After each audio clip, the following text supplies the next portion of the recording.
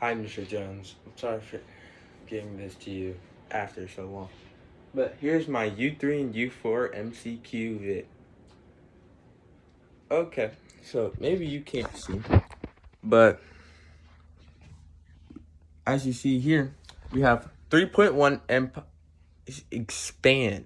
So, what do empires do most? They expand. But why do they expand? Well, they want money and they want land. So, what's the best way to do that? Conquest, of course. What do you need conquest? Weapons. This whole unit is on how land empires use gunpowder to fight for dominance. So I'm going to start off with a few of my favorites and the most important ones. So here's the Manchu with the Qing and Ming dynasty. The way you remember that is Q and A. Why are they so annoying? That's how I remember it. The is the Ming dynasty, which are known for their conquest, their travel, especially their boats, like Latin sails, innovations, an astrolabe, and a compass, of course. Like, come on, guys. But the most important they had was a direct access to gunpowder. They also had textiles, but we're not going to get into that right now. So, they practice Neo-Confucianism. Neo-Confucianism is this old way of thinking, not saying that it's wrong. Actually, it's pretty good principles for you to learn by. And I'll go in depth on that in another video. But we're not going to get too deep into Manchu. But you got to know that Qing and Ming totally different. And they precede the Yuan dynasty. The Yuan dynasty is led by the Mughals. We'll get to them in a second with their conflict with the Safavids. So I learned that Qing is like, oh man, we gotta focus on focusing on ourselves, because they were out there and they weren't developing as much, but they're still getting economic input and capital. So, but we move on. Ming, conquest. Qing, development, self-reflection. Ottomans, they're mostly they're Muslim. They rise up to power in the Battle of Constantinople. I don't really know how to say it, but they conquer it, and it basically becomes their capital. Initially, it was ruled by Christians, so they became slaves, basically. But they were, how do I say this? They were colonized. So, what had happened is, the Ottomans aren't too bad. They have great leaders and magnificent. If you get the pun, you get the pun. But right now, they're in the gutter.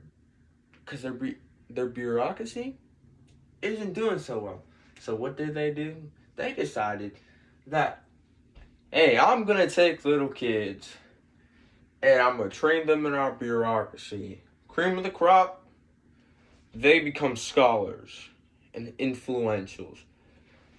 And the rest become strong soldiers for our country.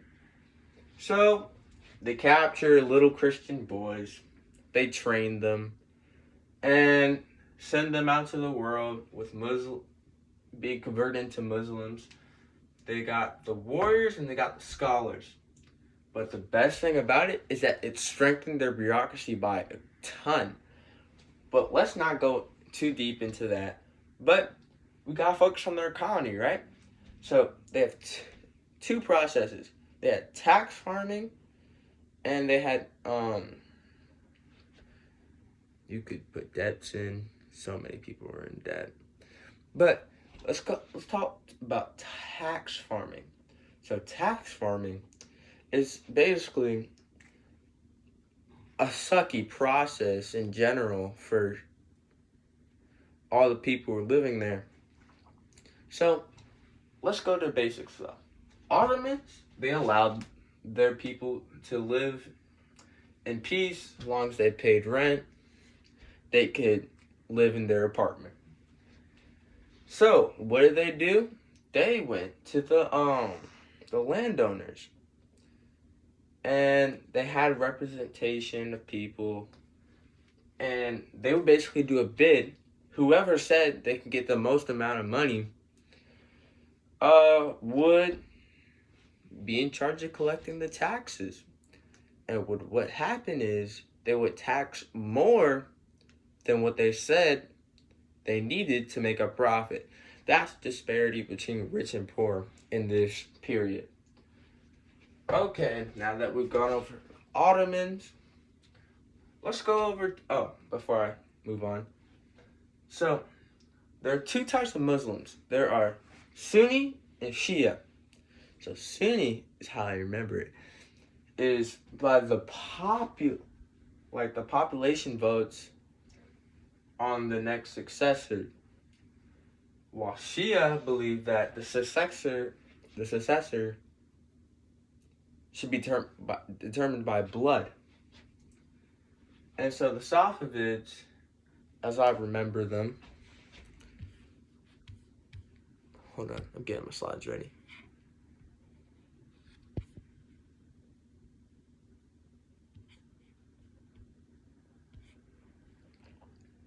Safavids are located in Central Asia, and we don't really need to go too in depth, but let's go into depth with the Mughals.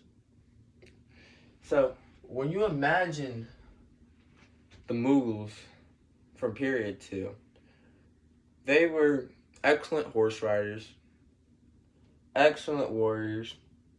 They expected the women to be warriors as well. Equality. That was amazing. So, in period 2, they had the Yuan dynasty. Eventually, they're pushed out. As the revolution happens, because China's all like, "Oh, why are you here? And you're messing up our perfect culture by putting all these Western manure." And so they're kicked out. That's leading to the Manchu, the Qing and Ming dynasty. You know what I mean? But then the Mughals are still in business. They're like, okay, we still got guns. And since gunpowder is really big right now, that's kind of a big deal. And so they go back to their warpath. But what did the Safavids want? They want more land. So what do? They go in a Mortal Kombat scene. They're contested for territories. There's conflict. So both empires sought to expand and looking for key trade routes, because they're really big on trade because they're land empires. They end up going straight into a big conflict, in which doesn't really benefit either. And so that goes on for the rest of the period. The Safavids, looking for trade, are beginning to influence on sea routes. Mughals still have the Silk Road. Everybody's looking for, well, from an economic standpoint, a literal gold mine. And so, go back. Did I miss anything?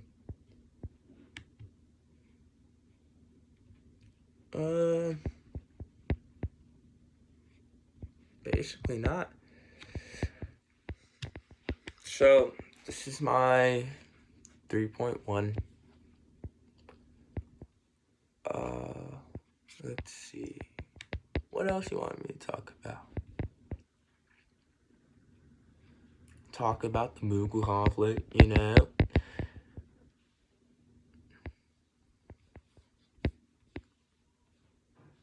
Thank you.